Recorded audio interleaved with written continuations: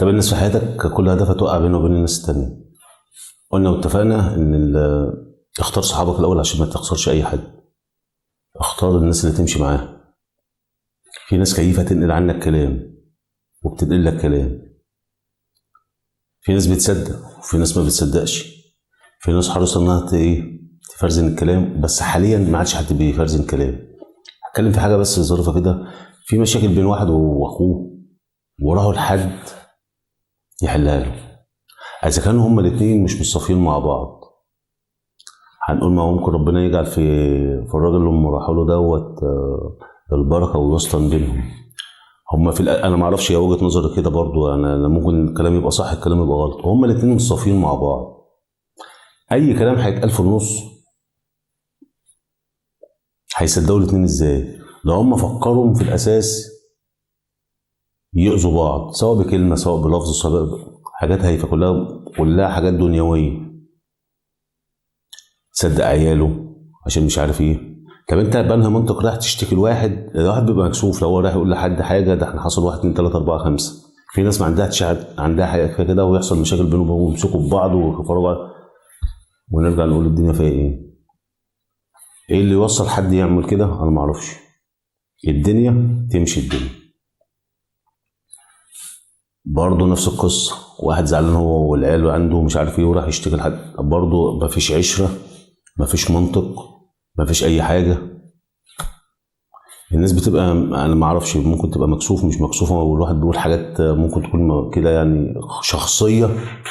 ما هو بينك وبين اخوك ده حاجات شخصيه، بينك وبين عيالك او مراتك حاجات شخصيه، بينك وبين ابنك حاجات شخصيه. انت لو مش مسيطر على ده كله، هنقول حد حكم من هنا وحكم من هنا زي ما القران بيقول، وان يريد الله اصلاحا. لازم حد يقول حاجه، ما ممكن يكون برضه. بس انا نصيحه لوجه الله كده، لما تكون انت في حاله نرفزه ولا حاجه زي كده، خد لك جنب وفكر في الموضوع بالراحه كده، هتوصل لحل. ما تستبقش الاحداث، ما تروحش تستعجل على طول تقول مش عارف ايه، ما تقولش. هي ده كل الفكره. كل الفكره ان انت وازن امورك مع نفسك.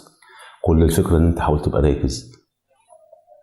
ما فيش حاجه اسمها انا عملت كتير، ما فيش حاجه اسمها انا عملت غصب عني، ما فيش حاجه اسمها ده انا ضحيت وطلع عيني، ما فيش حاجه اسمها ده. هي كده ربنا باعت لكل واحد حاجه يعملها. انت ممكن تكون سبب في حاجه تانية، وربنا هيعيش عنك حاجات تانية. فما تقولش اصل انا مستقرضني، اصل انا مقرطصني، اصل انا ضحكين عليا، انا على التملي بتاعه. ما فيش الكلام ده. خلي بينك اللي بتعمله كله يبقى ربنا. ما تمنش على حد بحاجه انت بتعملها. ما تستكترش حاجه على حد ما انتش عارف هي ماشيه ازاي. احنا ماشيين كلنا ببركه ربنا ودعاء الناس اللي انت بتعمل لهم الحاجات دي. فخليها كلها خلصه. تعمل زي ما عملتش وتقول ده المحصله صفر، حسبتها كده يبقى انت خلاص بوظت الثواب بتاعك. فيه ناس عندها مقربين ليها شغلها الشغل مهما يحصل لهم مش فارقه معاهم، فبتحس ان انت بتعيد كلام مكرر، وجع دماغك على الفاضي. هم دماغهم كده. تقول له فلان وحش وهو عارف انه وحش، بس انت تشتم فيه يخسرك. فما تشغلش دماغك بحاجه، سيبها ماشيه زي ما ماشي.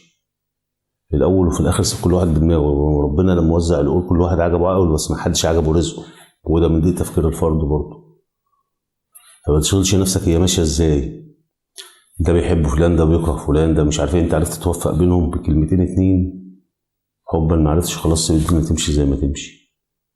هي وجهة نظر تحتمل الصواب والخطأ برضه. اللي انا قلته ده كله ممكن يبقى صح، ممكن كله يبقى غلط. انا بالنسبه لي مش قصه الموضوع، ما أنا ممكن تكون غلط، انا اعرف الصح فين بعد كده.